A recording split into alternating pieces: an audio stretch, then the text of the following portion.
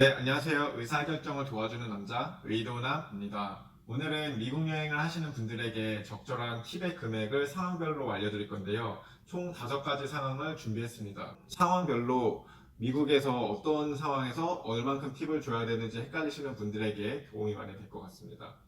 바로 첫 번째 상황은요, 팁을 주시지 않으셔도 되는 상황이에요.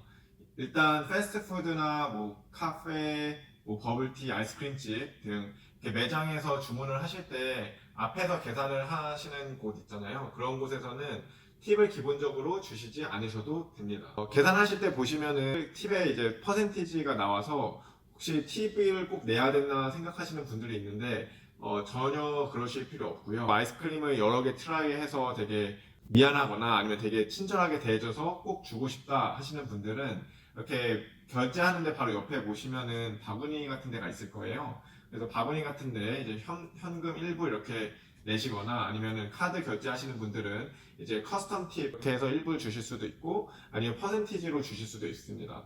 그러나 그런 뭐 버거나 이런 거 시키실 때는 절대 팁을 주시지 않으셔도 된다는 점 말씀드리고 싶어요.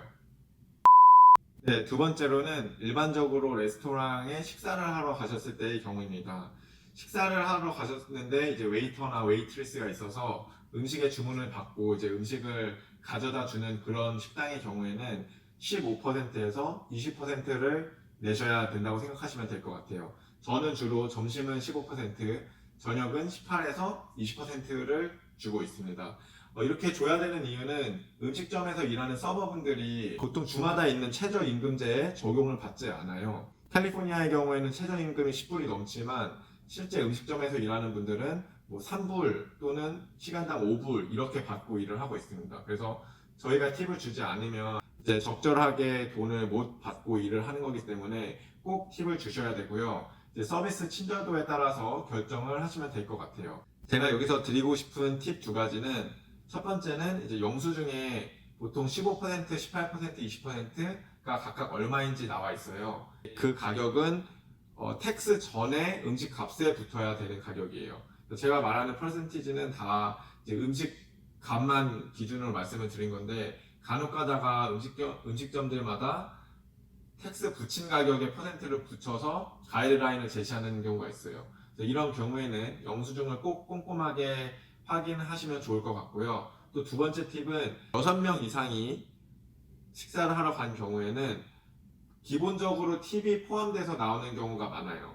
서버들이 6명 이상을 서빙을 했을 때 힘들기 때문에 기본적으로 18% 또는 20% 이렇게 영수증에 차지가 되어서 나오는 경우가 많기 때문에 단체로 식사를 하시는 경우에는 꼭 한번 확인을 하고 팁을 주시면 될 것 같습니다. 네, 세 번째 상황은 바로 술집 또는 바에서의 이제 팁의 금액입니다. 미국 여행을 가시면 클럽을 가시거나 호텔 바에서 술을 마시거나 뭐 브러리를 가셨을 때 이제 바텐더에게 주문을 하는 경우가 많아요. 이런 경우에는 보통 한 잔당 1불이라고 생각하시면 될 것 같아요.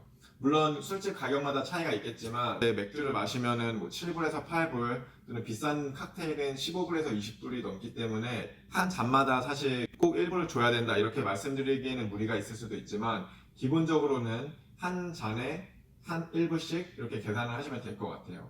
그래서 카드로 보통 계산을 하시는 경우에는 바에서는 오픈해놓고 여러 잔을 마실 수가 있는데 이제 그런 경우에도 마지막에 사인하실 때뭐 4잔을 마셨으면 4불을 나중에 팁에 적던지 아니면은 뭐 빨리빨리 되게 맛있게 만들어줬다 또 커스텀하게 이렇게 뭔가 특별하게 만들어줬다 그런 경우에만 알아서 더 주셔도 되지만 기본적으로는 1불씩 주시면 되실 것 같아요.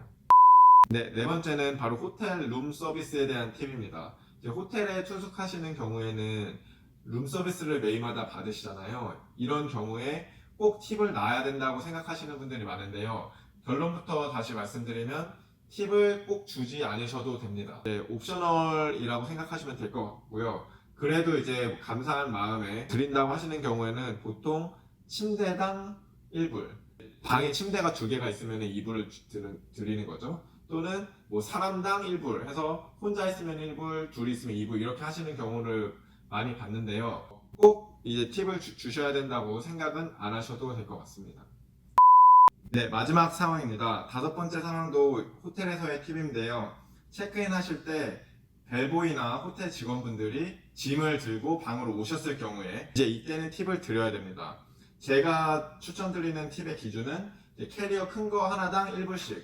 그래서 큰 캐리어 2개, 뭐 스몰 백팩을 하나 들고 오셨다고 하시면 뭐 2불 아니면 3불 그런 식으로 이제 가방의 무게에 따라서 조금 주시면 될 것 같아요. 혹시 팁을 안 주시면은 이제 벨보이가 딱 했을 때 뭐 이제 간혹가다 쓸데없는 질문을 많이 하시는 경우가 있는데 그것은 팁을 받기 위해서 자연스럽게 질문을 하는 거니까 이제 알아서 좀 챙겨 주시면 될 것 같아요. 그래서 이렇게 짐을 직접 들고 와 주신 분들에게는 팁을 꼭 드리는 게 좋을 것 같아요.